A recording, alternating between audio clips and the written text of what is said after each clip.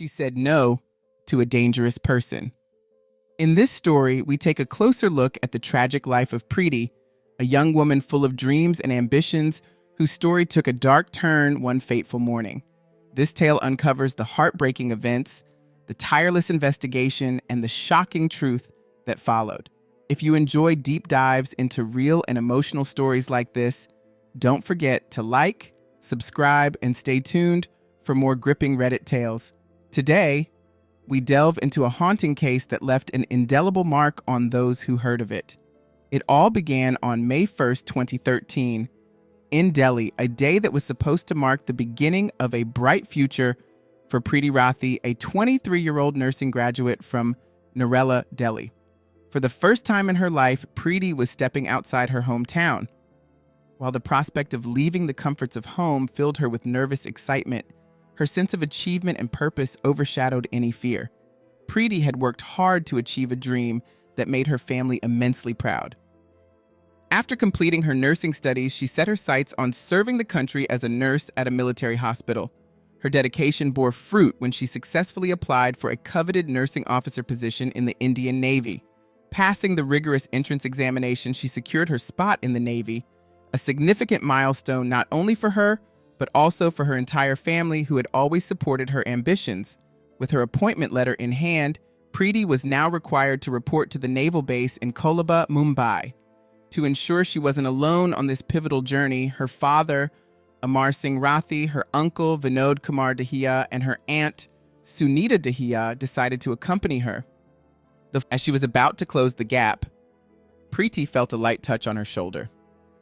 Startled, she stopped in her tracks and turned around. Standing there was the same young man from the train compartment, his face still concealed by a scarf and cap. Before Preeti could process what was happening, he swiftly pulled out a small box. In a flash, the man hurled the liquid inside directly at Preeti's face. A burning sensation spread across her skin as she let out a blood-curdling scream, her hands instinctively covering her face.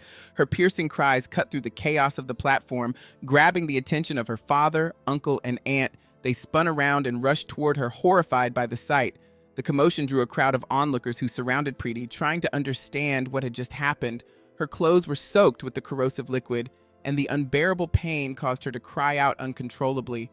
Her father and uncle, desperate to help her, grabbed her trembling frame, but as they touched her, some of the acid smeared onto their hands. They winced in pain but ignored their own injuries to focus on their daughter. The urgency of the situation propelled them to act quickly. Preeti's father and uncle lifted her as her aunt struggled to keep up, and they ran toward the station master's office. Realizing the severity of her burns, the railway officials wasted no time.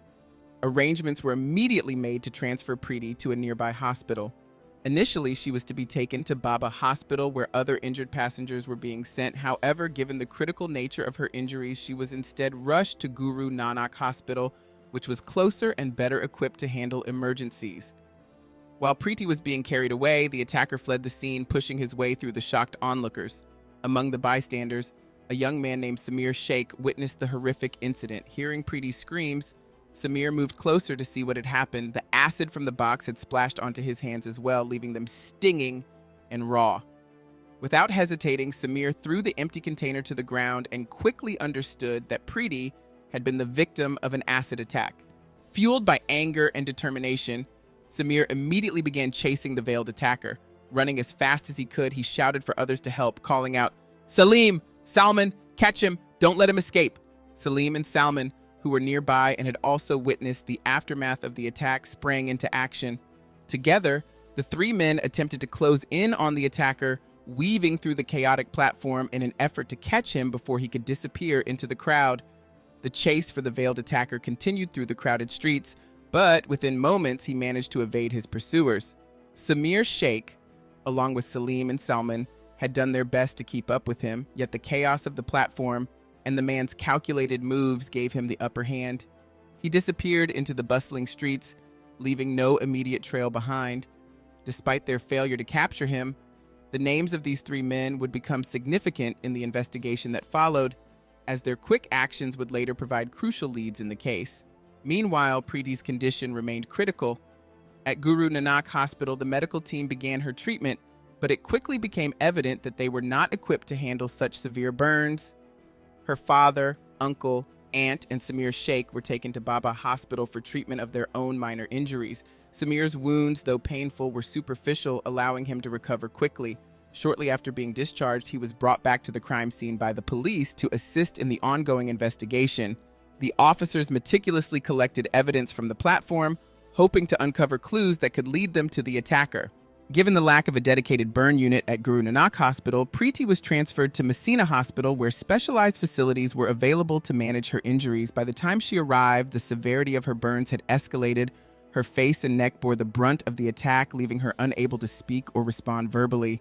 Despite the excruciating pain, Preeti displayed incredible resilience. When the police arrived at the hospital to record her statement, they found her voice completely gone. Undeterred, Preeti gestured for a pen and paper, determined to communicate in any way she could. News of the brutal attack spread rapidly, sparking public outrage. Protests erupted in multiple cities, with citizens demanding justice for Preeti and swift punishment for her attacker. The police faced mounting pressure to deliver results, but they were met with significant challenges. Witness statements from the platform provided fragmented details, and although they managed to create a rough sketch of the suspect, he remained elusive. The absence of clear leads or CCTV footage further complicated their efforts, leaving the investigation in a race against time. On May 4, 2013, a surprising development added a new layer to the case. Preeti's sister, Tanu, received an unexpected phone call from a boy named Pawan Kumar, who inquired about Preeti's condition. Pawan was a B.Tech student and had known Preeti previously. Tanu immediately informed their father, Amar Singh Rathi, about the call, who wasted no time passing this information to the police. The officers found the call suspicious, as Pawan had shown unusual concern despite not being in regular contact with Preeti. This new lead prompted them to look deeper into his background and connections. Using the information from witnesses and the initial sketch, the police decided to show the drawing to Preeti in hopes of identifying her attacker. They approached her cautiously, aware of her fragile condition, and presented the sketch. With her body covered in wounds and her energy drained, Preeti struggled but remained focused on assisting the investigation. Every movement of her hand as she attempted to respond was a testament to her bravery, despite the unimaginable pain she endured. The investigation continued to intensify as the police worked tirelessly to track down the faceless criminal responsible for the heinous attack. When the police present the sketch of the suspect to Preeti, she bravely picks up a pen despite her severe injuries and writes 3 names, Satyam, Ankur, and Pawan Kumar. These names were familiar to her, and she identified one of them as the likely attacker. Among the names, Pawan Kumar stood out as he had recently called Preeti's sister Tanu to inquire about her condition. This raised suspicions that Pawan might have been the one who threw acid on Preeti and was now attempting to find out if she had survived the attack. The police, zeroing in on this clue, intensified their investigation into Pawan's activities. Following this lead, the police launched a manhunt for Pawan Kumar, determined to bring him in for questioning. After several days of tracking his movements, they successfully apprehended him. On May 9, 2013, news of his arrest spread quickly, fueling public outrage.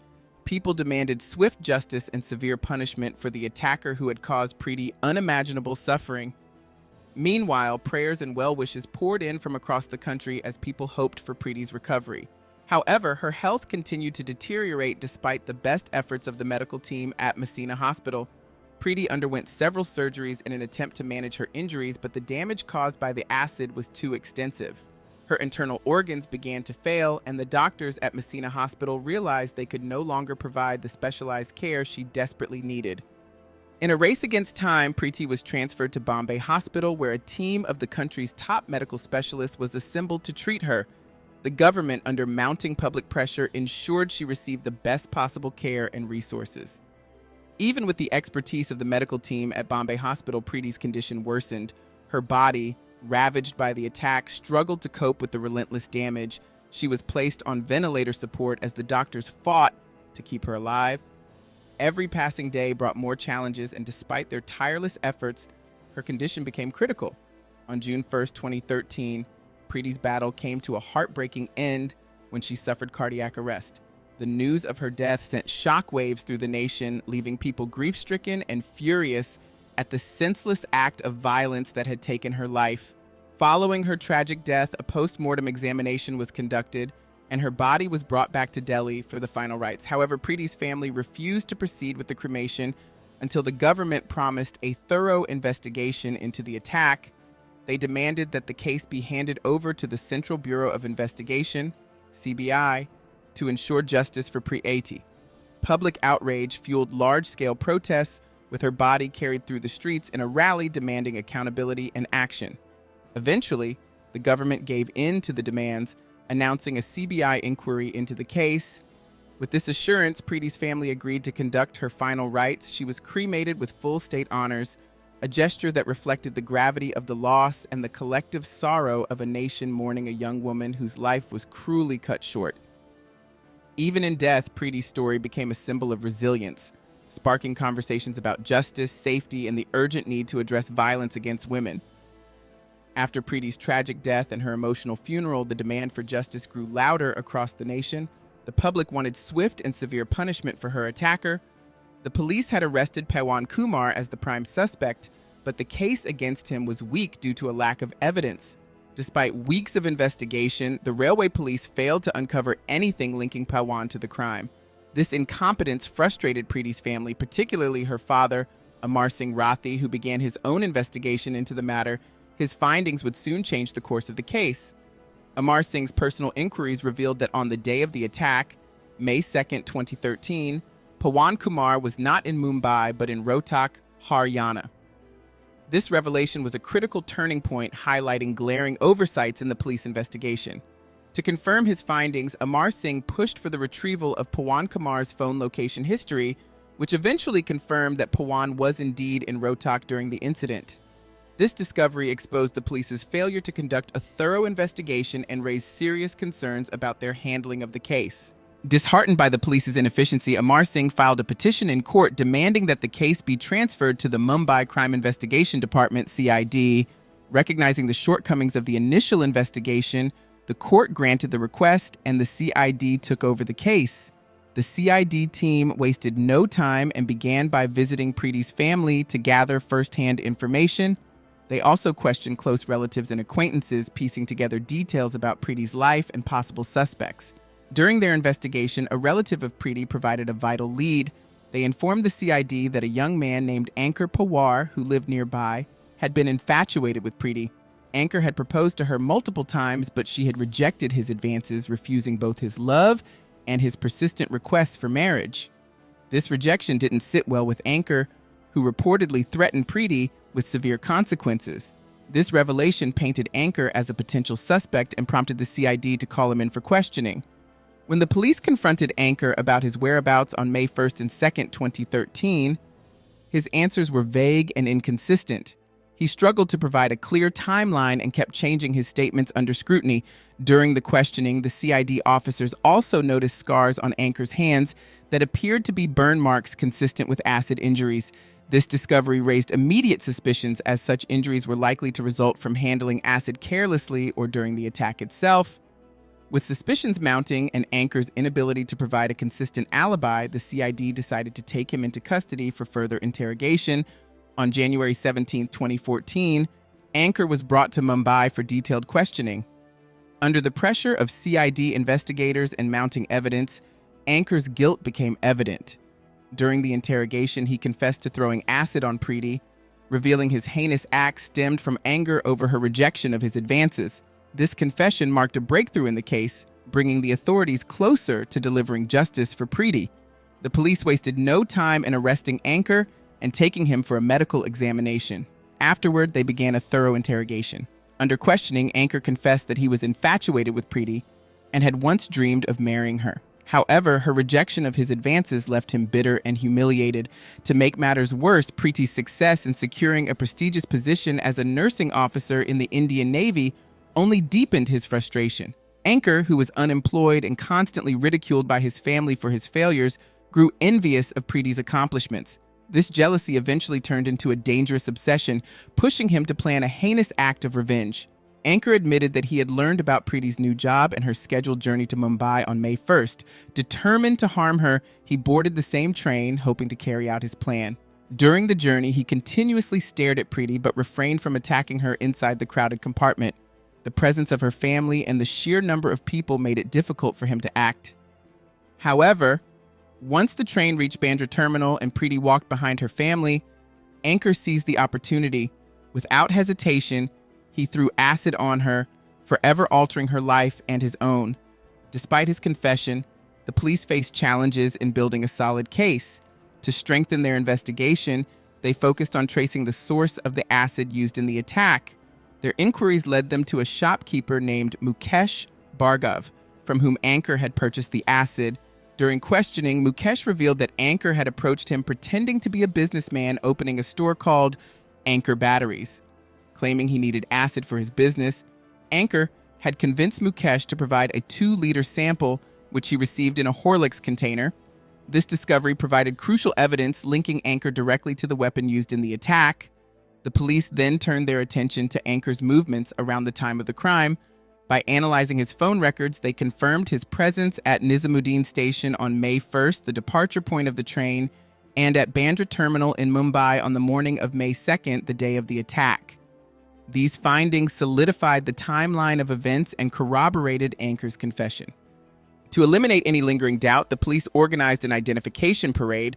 Ankur was placed in a lineup alongside several other individuals, and eyewitnesses from the scene were brought in to identify the perpetrator.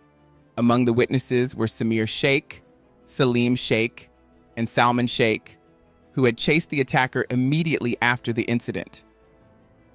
Without hesitation, all 3 men pointed to Ankur as the person they had seen fleeing after throwing acid on Preeti. Their testimony provided the final confirmation the police needed to establish Ankur's guilt beyond doubt. Armed with Ankur's confession, eyewitness accounts, and corroborating evidence, the police began to build a robust case against him. The detailed timeline, his purchase of the acid, and his identification by witnesses left no room for ambiguity. The investigators ensured that every piece of evidence was meticulously documented, determined to seek justice for Preeti and ensure that her attacker faced the full extent of the law. As Ankur fled after throwing the acid, his scarf slipped off his face. This happened when Samir Sheikh attempted to catch him in the midst of the chaos.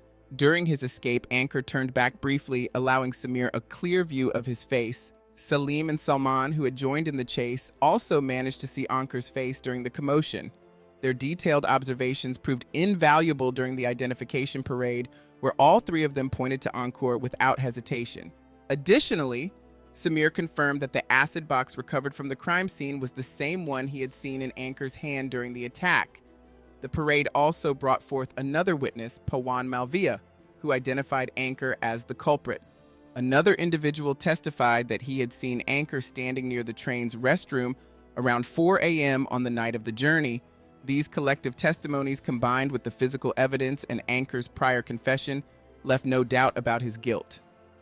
Based on this overwhelming evidence, the police formally designated Ankur Pawar as the main accused and filed a detailed charge sheet against him. The case moved to the Special City Civil and Sessions Court in Greater Mumbai, where the trial commenced.